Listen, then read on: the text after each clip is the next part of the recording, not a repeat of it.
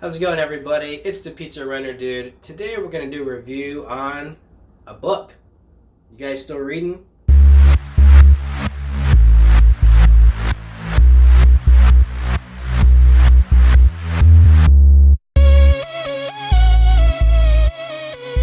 we get to the book review, I want to be honest with you guys and talk to you guys about your hair. Go over to forhims.com or check out my website. There's a link on my website.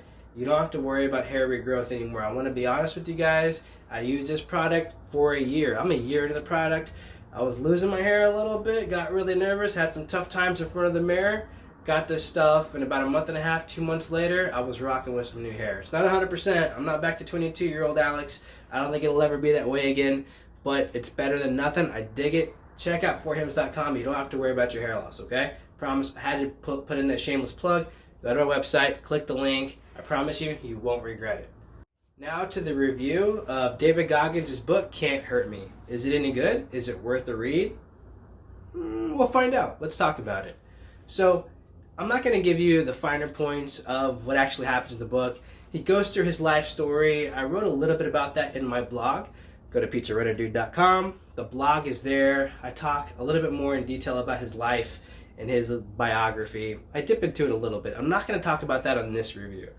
I'm going to talk to you about my major takeaways from the book. Some of the main points that stuck with me and that hopefully you can take a little bit of it with you too. Well, number one, ditch that victim mentality. You're not a victim, right? David Goggins, he talks about his life and some of the bull crap that he went through in his life that led him to where he was. In his earlier days, he kind of ruminated and felt like he was a victim. That was holding him back. Once you find out and admit to yourself that you're not a victim or that we're all victims to some degree, you can actually find out and discover what you can actually really do. So, ditch the victim mentality. That's one. Move past it. Maybe you were victimized. Recognize that. Accept it. But right now my dog is looking to victimize our cat. I don't know what he's doing. He's searching. He's looking for him. Poor cat. I don't know. What can I do? Right? Number two of the 5 major takeaways for me on this book, Can't Hurt Me, by David Goggins. The accountability mirror. He talks about his accountability mirror a lot. What you do is you go straight to your mirror right now. You go be honest with yourself. You talk to yourself. And you just point out everything that's wrong with you, that whatever's holding you back, and don't sugarcoat it. Be honest. He says if you're fat, call yourself fat. Don't call yourself chubby. Be honest with yourself. It's you calling yourself chubby that's holding you back. It's keeping you in that safe zone, keeping you really, really comfortable, and you're just not going to push forward and go find out what you can really do, right? Don't blame your past. Take accountability for it and move forward, right? That's what he would say. Like Lizzo says, truth hurts. Callous the mind. What does it mean to callous the mind? It means, to me as a runner, it means relish the hills. Aim for those hills. Don't avoid them. Do that extra mile. Make things tough. Run in the cold. Run in the heat. Take care of yourself. I'm not a badass Navy SEAL. I'm a regular human being. I'm a mortal. I eat pizza a lot, so I'm not going to go that crazy with it. But every now and then I do take the hard road, right? Hard road. He would say making yourself tough prepares you for those events and those extraordinary situations that you weren't expecting. If you callous the mind and you toughen yourself up here, then you're prepared. Not just physically callous yourself and physically toughen yourself, but callous yourself up here. So not just running, but also at work.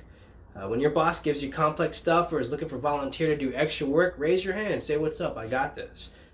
That's going to show itself to your peers and your boss, and it's going to put you in a better position later on in life. So don't take the easy way out. Put yourself in a situation to work hard. You can figure it out. You'd be surprised what you can do when you fix yourself up here. It all works out. All right, number 4 of my top takeaways is the cookie jar. You may have heard about this before from his book. It's a really interesting idea. It's got some really cool imageries. I've said it so many times. I want a cookie right now. It's true. I'm wanting a cookie. Call me the cookie runner because I want a cookie. Pull from your cookie jar. What does that mean? He's saying everything badass that you've done in your life, keep it up here. And pull from it when you're in times of despair, when you're uncertain about yourself, when you're having a hard time. You remember what you've done because you're an awesome person, right? You've accomplished things. Maybe not an ultra marathon yet, maybe not a marathon yet, but If you're trying to do your first half marathon and you've done a 5K, hey, you worked for that. You did that, right? Put that in your cookie jar and use that to motivate you and fuel you moving forward, right? So he says it in a way, and it makes a lot of sense. Don't use it as comfort. Don't tell people about all your triumphs. Look, I know I got all that back there, but my wife just made me that, and that's pretty cool. I had to show that off. That's pretty cool, right? Use it for fuel when you're failing, when you feel like giving up. When you feel like giving up, just reach in the cookie jar, pull something out. Man, I graduated from college, and I wasn't supposed to graduate from college.